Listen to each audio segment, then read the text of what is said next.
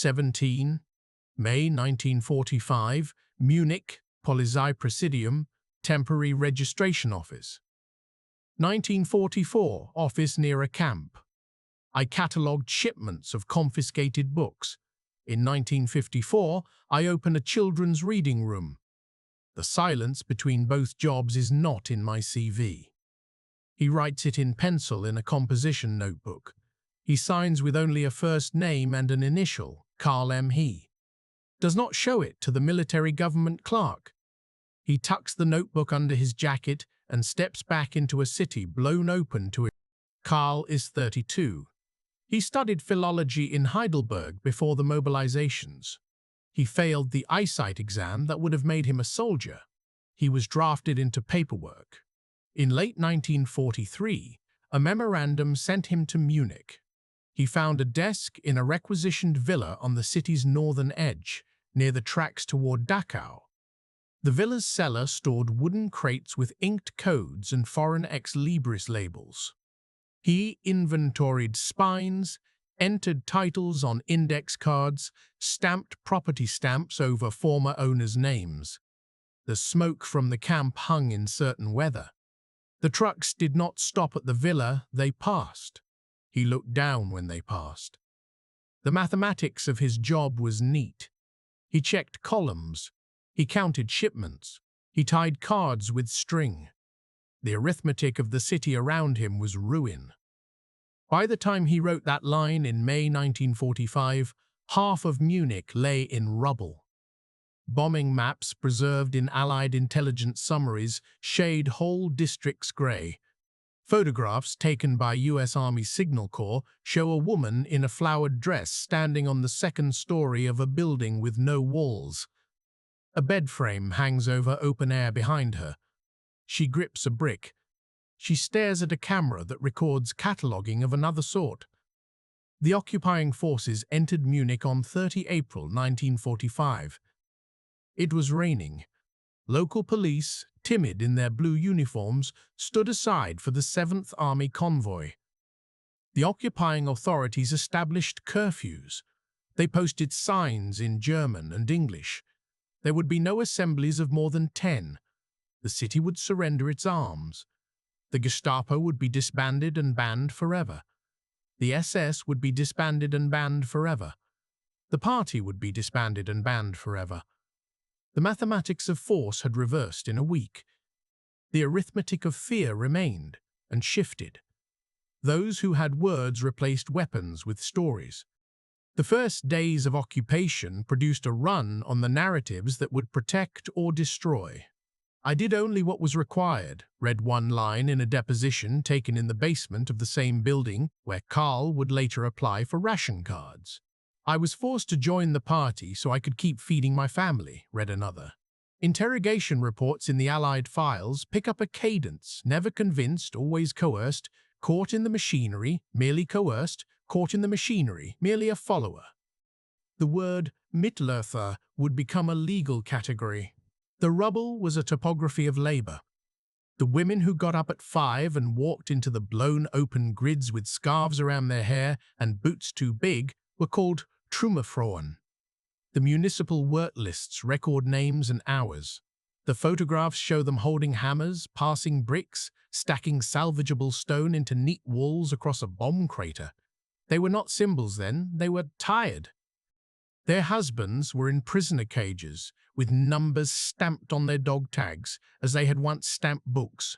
Many, like Carl, did not go to the front. Many did, many never returned. Missing persons lists, posted on the walls of churches and city halls, became public scrolls of hope. The arithmetic of disappearance is only a ledger of names. It tells you very little. It promises less. It metabolizes into silence. It metabolizes into silence. On 29 April 1945, a day before the American tanks rolled into the center of Munich, a short convoy of the 42nd Infantry Division entered the gates of Dachau. They found quarters turned into morgues, barracks stacked with the sick, clothing hung on hooks around the disinfection chambers like accusing ghosts, a train of open cars loaded with bodies. The military police took statements.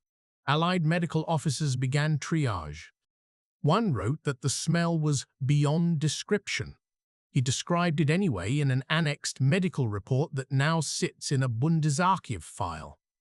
A few kilometers away, Karl filled out the form every resident of Munich was required to fill: name, address, occupation, affiliations.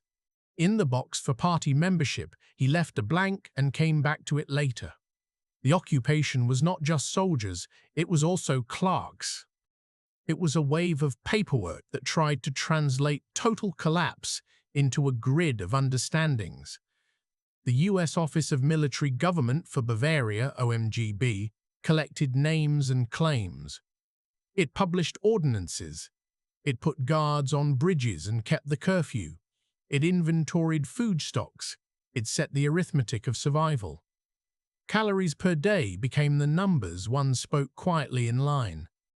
Reports from the public health section used comparative charts to show that the average adult in Munich in midsummer 1945 was receiving fewer than 1,500 calories per day.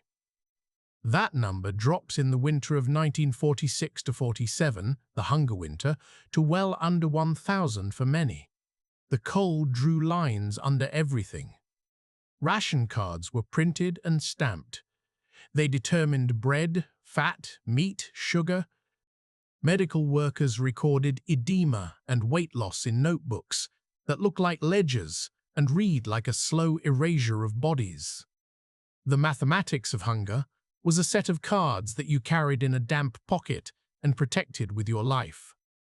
It made the city a map of cues. It taught you where to stand. It trained your gaze on the back of the head in front of you, not on the street beyond. When rations could not be stretched, people made deals. The black market was an economy of confession and performance. It was also an arithmetic lesson. A carton of Lucky Strikes equaled 30 eggs, equaled a pair of boots, equaled a bicycle, equaled a bed frame. The numbers vary in testimonies collected later, but the structure remains. Zigarettenwehrung, the reports say with a bureaucrat's clarity. Cigarettes became a currency with a smell attached. You could tell who had capital by the smoke. Karl learned the ratios on a curb outside Marienplatz like everyone else. He traded his father's old pocket watch for 2 sacks of potatoes. He wrapped them in a blanket and carried them up 4 flights of stairs to his room in the rear of a building with no facade. He listened to the wind through absence. He wrote in his notebook, "Hamsterfahrt tomorrow. Try Freising. Bring salt, a book." He was not sentimental about the book, except as an exchange unit. He had stamped the covers of thousands of them for a year and a half. He had learned how little even the most precious of volumes can weigh in a world where food is the variable you solve first. The first contact with victims was an accident, then an instruction, then a complicity examined under cold light. On a day in June 1945, Karl was told by a U.S. Army captain to accompany a team to a depot on the Dachau Road. They needed a German hand to identify German library stamps. The crates had been opened. The index cards were scattered, the labels peeled up at the corners. In an adjacent room, a woman with a shaved head and a nose broken in 2 places sat and watched the work. She had been an inmate. She had a list of titles she insisted were hers. The captain told Karl to check. Karl pulled out a book with a bookplate that said Jüdischer Kulturbund, München, 1937. He did not look at the woman. He wrote down the shelf mark. He stamped "seized property" on the paper with a stamp he could not place. Then, under the captain's eye, he crossed out the stamp with a heavy line and wrote, "To be restituted." He would write that phrase many times. Dachau became a displaced persons camp for survivors within months. Feldafing, Landsberg, Fehrenwald, names that had one set of associations became nodes in a different map. Allied occupation reports described the DP camps as semi-autonomous, with internal committees, schools, synagogues, theaters. The walls between German towns and these camps were made of communications, not brick. Housewives in Dachau recorded the sight of men with armbands gathering on Sundays to sing. A harvest of testimonials collected by oral historians in the 1990s shows that some residents of the town shunned, some watched, some carried guilt like a stone in the pocket. "We saw," one wrote. "We did not ask." The mathematics of guilt is not linear. It is not a balance sheet. It is an ecology of numbers and habits. It is an intake form with boxes for affiliations and a separate space for writing your narrative. The denazification questionnaires, Fragebogen, are 4 pages long, filled with questions about clubs, jobs, foreign travels, donations. Karl filled his out in July 1945 in the corridor of a school turned into a registration center. He wrote, "Librarian under occupation." He wrote, 1939. "Joined for work purposes only, next to the party." He left the line for the SA blank. He wrote that his work near Dachau had been application of professional expertise in inventory and cataloging, with no further detail. Each questionnaire fed into a system that became law. The Sprüchkammern, the denazification chambers, assembled case files and called witnesses. They had categories to sort you into: Hauptschuldige, major offenders, Belastet offenders, Minder Belastete, lesser offenders, Mitläufer followers, Entlastet exonerated. The arithmetic of guilt would place a person in one of 5 boxes. It was not a moral taxonomy, it was a political instrument. It was also an industrial process. The United States initially demanded far-reaching purges. Directive JCS 1067 instructed military government to prevent reconstruction of the German economy beyond what was necessary for basic civilian needs. A year and a half later, with Cold War tensions spreading, JCS 1779 replaced it with a policy of rebuilding and integration. The American files show the rationality. You need trained administrative staff to run a city. You cannot build democracy with burned paper. The system needed stability more than thorough justice, as a 1947 occupation memo puts it under the rubric, pragmatic denazification. The numbers tell the story: millions of questionnaires, hundreds of thousands of cases, a majority classified as Mitläufer, small percentages as Belastet or Hauptschuldig. In Bavaria, the statistics compiled in 1948 show about 2.5% in the top 2 categories, about 60% as Mitläufer. The arithmetic of absolution was not an amnesty, it was a schedule. Karl received his summons in March 1947. He brought letters that read like absolutions washed in soap. A supervisor wrote that he had been an exemplary librarian, uninterested in politics. A neighbor wrote that she had seen him carry bread to a woman in his building whose husband was at the front. A co-worker wrote that he had no sympathy for excess. These were Purcellschein, colloquial whitewash certificates, and they functioned exactly as the metaphor suggests. The chamber chairman stamped his file. He declared Karl a Mitläufer, a follower. He demanded a fine paid in installments and assigned 6 weeks of rubble work. He prohibited Karl from supervising an office for a year. The rubble work built a kind of muscle memory. The decision to bend down or to stand back is not moral when you have to move 100 bricks by sundown. It becomes a physical answer. The women in headscarves let him work quietly among them. He learned new arithmetic under them. 20 good bricks per 40 broken, 3 wheelbarrows per hour, 4 hours before you need to sit on a wall. The city came up out of the broken lines like a math problem solved by repetition. The expellees came in waves. Sudeten Germans from Czechoslovakia arrived with bundles and dresses tied with rope. Families from Silesia had walked. People from East Prussia drifted in one at a time after winter on the roads. Trains pulled into Munich with strangers looking for rooms that did not exist. The lists call them Heimatvertriebene, expelled from their homeland. The arithmetic of rooms was theatre and fight. Municipal assembly minutes record the shouting, residents objecting to two families in one room, newcomers claiming their share of ration cards and stove hours. Attacks are recorded in police blotters that now sit, ordered by year, in the city archive. Quiet acts of acceptance are recorded only in diaries, and the way lines in family photographs shift in the late 1940s to accommodate new faces. Karl's building received an allotment of 3 families for 2 rooms. A man named Udo from Troppau arrived with a wife and a baby, and a single crate holding plates. The landlord put a piece of chalk to the hallway wall. He marked stove hours and cleaning duties. He wrote in block letters, Room A, Monja wed free evenings, Room B, Twetter sat. It was a mathematics of heat and habit. It produced resentment and endurance. Karl watched a fight over a pot of soup boil down into a schedule. He learned to speak less and hold word lists more firmly.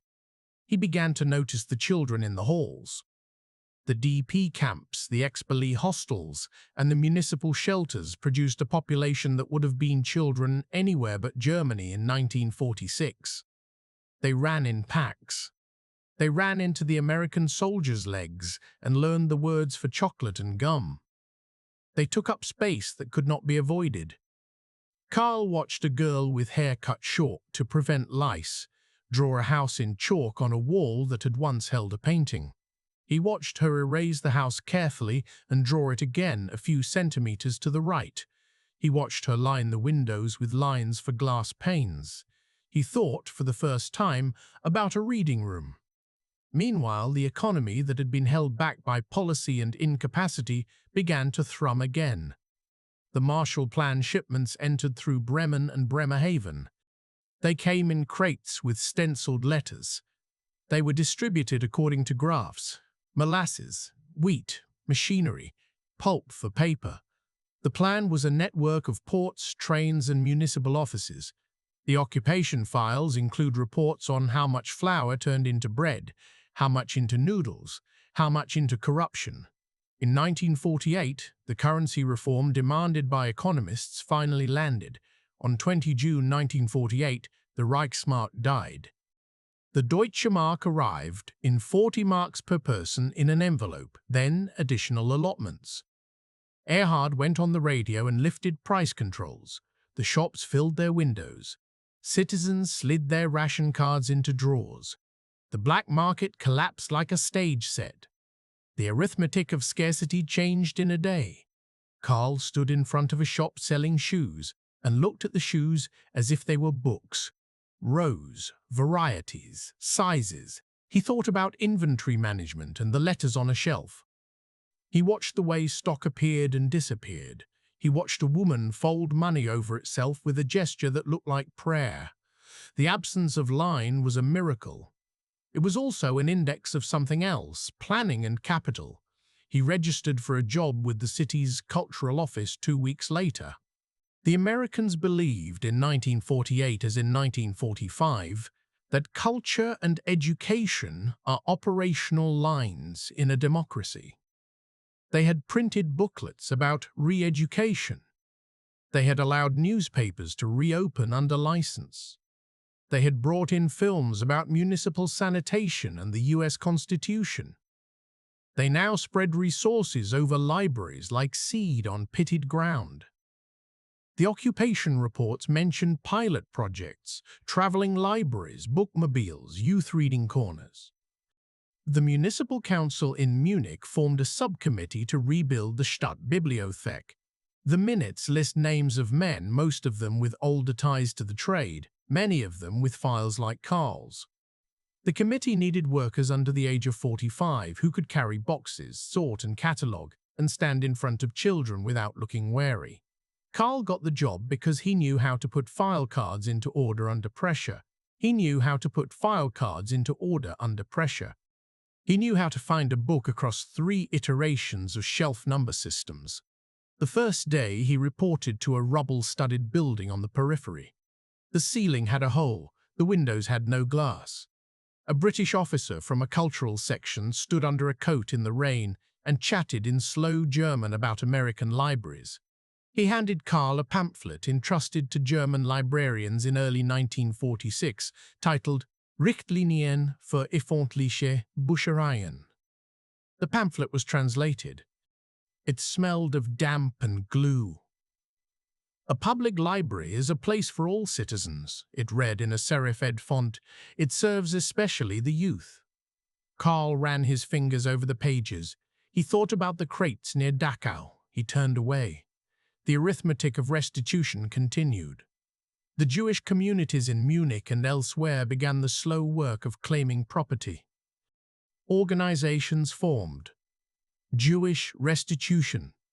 Successor Organization, JRSO, Jewish Cultural Reconstruction, JCR, to take legal possession of heirless materials and distribute them to institutions establishing libraries in the United States, in Palestine, later in Israel, and elsewhere. The occupation files show lists. They show crates numbering in the low thousands. They show titles. A municipal librarian would be assigned to facilitate. That person was often someone with experience in. The State Archive confirms this. A memorandum from 1949 names Karl M. as liaison for the transfer of orphaned Judaica collections. He lifted boxes he had first inventoried under other authority. He wrote a set of letters ensuring transit over the same roads. The contacts were brief and complicated. "Thank you for the care taken," one letter from a JCR officer reads in clipped German. Care had not prevented confiscation, a response someone wrote in pencil in the margin, later erased. A woman pressed into Karl's hand a library card with her maiden name on it and cried when he could not locate the book. The arithmetic of loss is not solved by return. A ledger cannot account for a missing mother. The denazification system softened into reintegration. The Bundestag passed in 1951, the first of several amnesty laws. The 31er Gesetz guaranteed pensions and employment rights to many former civil servants, including those dismissed during denazification. The occupying powers stepped back. The Bundesrepublik adopted a constitution, the Grundgesetz, in 1949. The American flags on buildings went away. The occupation continued formally until 1955. In practice, the dynamics had shifted. The mathematics of democracy rested on conditional forgetting and incremental acknowledgement. A 1952 Bundesarchiv bulletin summarizing denazification outcomes writes that the purposes of the program had been met: removal of active elements, reorientation. A footnote notes the small percentage of proceedings that resulted in severe penalties. Occupation reports from the same period note the stability of the currency and the growth of factories. It is the language of policy, where a language of grief might be expected. Karl handled new books. He stamped them on the first blank page with a round stamp that read Stadtbibliothek München, Kindle Sessal. He announced a children's story hour, Lesezeit, on Wednesday afternoons at 4.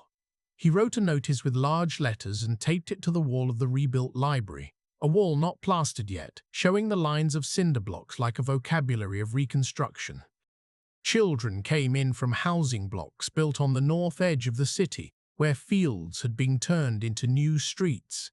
They held their newness like a hackle.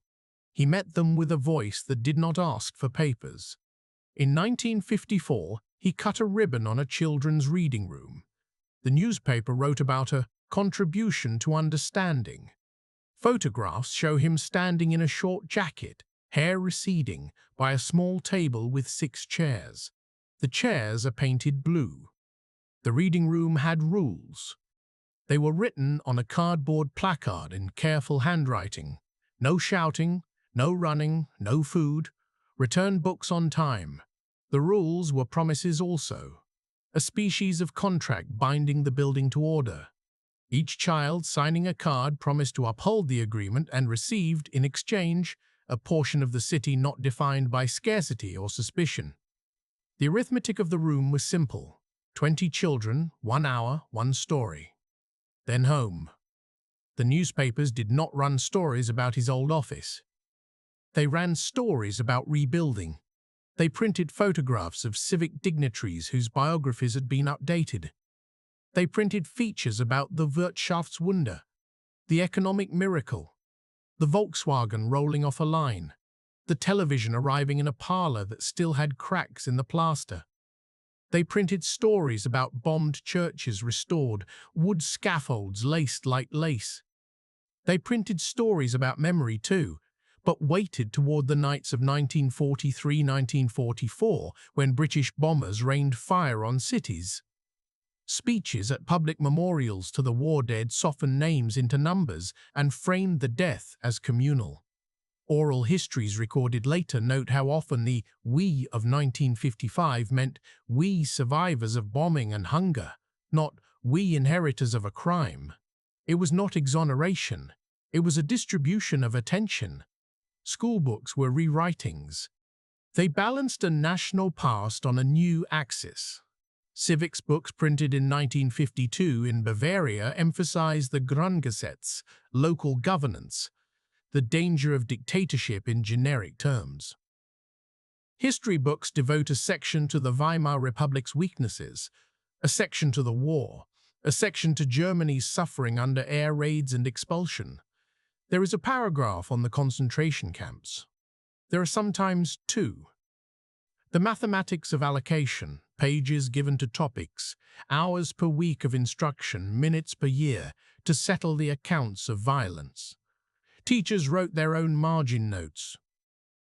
"Do not dwell," one wrote in a teacher's handbook found later in a Bundesarchiv box. Keep the pupils oriented toward the future. The Cold War bored into this terrain like frost into earth. The 1953 uprising in East Berlin and the later uprisings radiated fear and solidarity. Refugees from the East were a new wave. They were coded politically. They were welcomed for what they certified about communism, not necessarily for who they were. Anti-communist rhetoric recruited some who had worn uniforms of another dictatorship. The files of the domestic intelligence services, where accessible, show the odd geometry of this turn. Former party members now had uses. The mathematics of utility assigned them a new place. Adenauer promised stability and West integration. The Americans dropped packages labeled car. Carl received one in 1950 addressed to his building. He distributed the coffee, the chocolate, the powdered eggs. He wrote a thank you letter in poor English and copied it twice to ensure it arrived. He worked late. He wrote to publishers about children's editions. He requested second copies of Astrid Lindgren's books. He moved Brehm's Tierleben from one shelf to another. He placed Theodore Plevier's Stalingrad on the shelf at adult height, not child's. He weighed whether to include the new Heinrich Böll war novels in the room where 11-year-olds had begun to recognize that fathers quieted when they asked questions. He added a small shelf titled Verstehen, Understanding.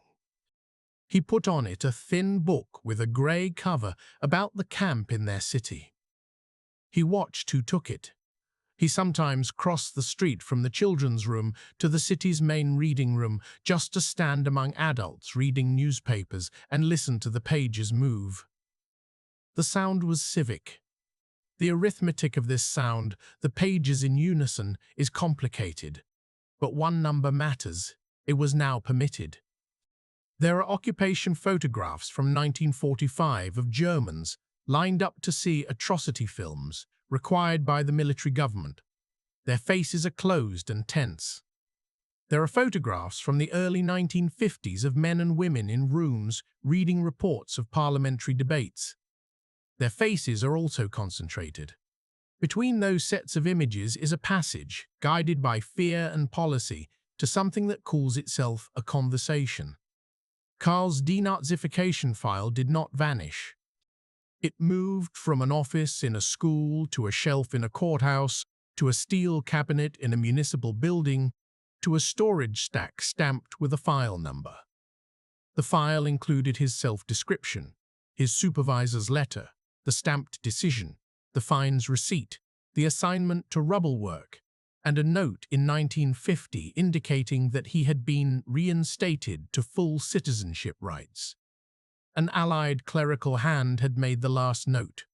It was neat.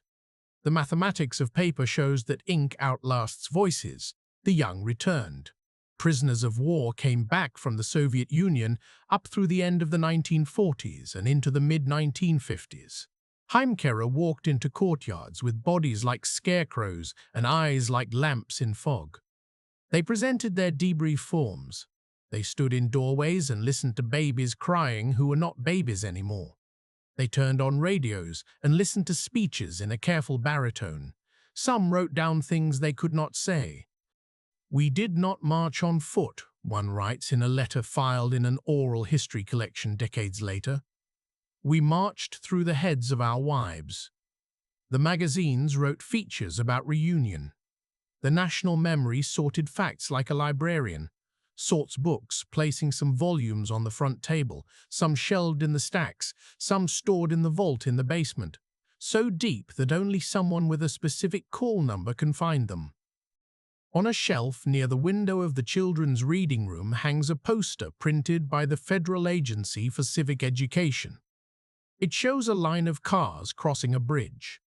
The caption reads, "Zusammen wachsen," a pun. Growing together. Coming together. The promise is economic and moral. In the early 1950s, many believed it. The unemployment rate dropped. The number of refrigerators owned per 100 households rose. The cars per kilometer increased. A photograph from 1954 shows children holding ice creams like trophies. There is no photograph of Karl's past pinned to the wall behind them. There is only a white spot where plaster had not been smoothed yet. The children did not ask about the white spot. It looked like a cloud. A woman in her 30s who had grown up in the ex-Belly hostel returned to the reading room in 1956 with 2 children. She donated a worn copy of Grimm's fairy tales with a personal inscription. "To the place where books are safe." She had learned something different when she was 9. She had watched someone carry crates out of an apartment belonging to a family who never came back. She had not spoken then. She would not speak now. She would place a book on a table and teach her child how to check it out. Between 1953 and 1955, newspaper articles begin to adopt a new vocabulary when writing about the past: Täter and Opfer, perpetrators and victims. The words were always there. They acquired more weight. There were trials. The Ulm trial in 1958 tried members of Einsatzgruppe commanders. The Frankfurt Auschwitz trials beginning in 1963 put into public view testimonies that made the silence of the early 1950s vibrate. When those trials occurred, Karl was middle-aged and his hair had receded further. He watched a newsreel in a theater with his hands on his knees. He thought of a woman he had seen in 1945 with a broken nose making a list. He thought of the stamp he had used to cross out a stamp. He thought of the smell of the paper turned by children now. But to remain in the years the story requires is to consider the decade that did not speak. It builds in layers. The laws shape behavior. Money arrives and stands in for plenty. Children learn to read and do not learn to ask. Teachers teach a version of the war where father is both brave and victim. Mothers do not contradict. A few do. They whisper. The DPs have mostly left by 1951, 1952, many to Israel, to Canada. Some are still there, repairing their bodies and learning a language. The names on the mailbox in that building near the station do not tell their story. Karl knows what a card file can hide. There are voices from this time that complicate easy narratives. An Allied intelligence summary from late 1945 notes a widespread failure to accept responsibility. Another, hammered out in 1947, speaks of a dawning awareness. In some regions, a survey of 1948 records a majority of those asked, acknowledging crimes against humanity in the abstract, and a minority connecting the abstract to the camp down the road. An oral history recorded in the 1990s of a Munich resident who had been a teenage messenger in 1944 and had later become a schoolteacher speaks of the first time she saw a photograph of the camp. It was in a magazine. I knew, she says. I had set it aside. Knowing became knowing again. It did not become telling. Carl's notebooks continue in short entries. 14 August 1947, sunny. Children loud, shoes brown come from Stuttgart, new reading. 20.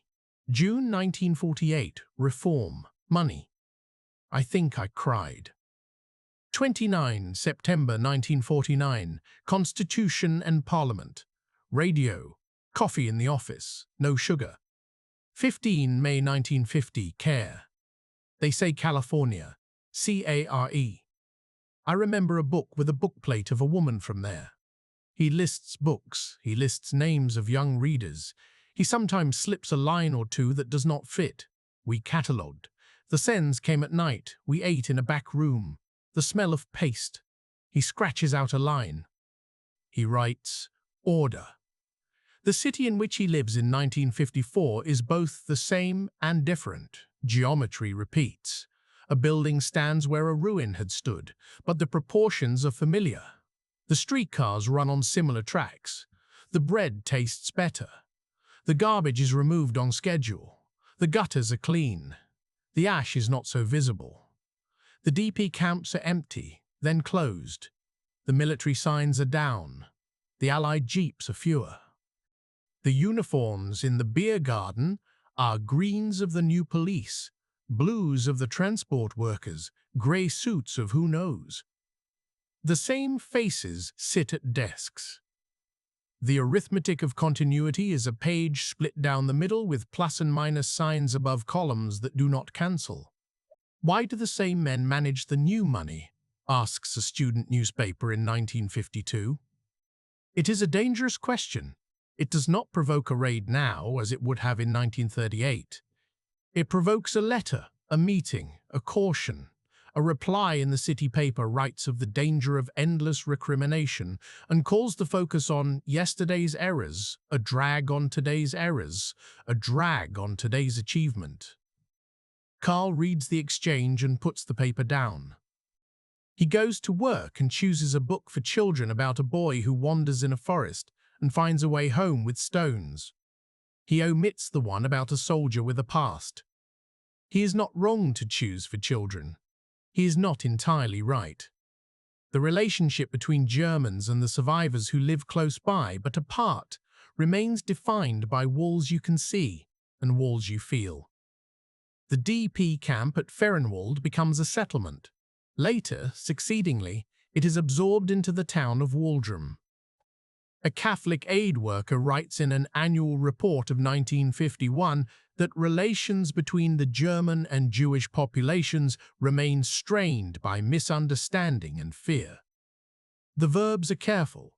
An Allied officer notes in a vicariate report that the local butcher prefers not to sell to DP camp members. He is told he cannot refuse. He does not refuse. He does not smile. The arithmetic of exchange does not include a variable labeled forgiveness. Restitution cases continue.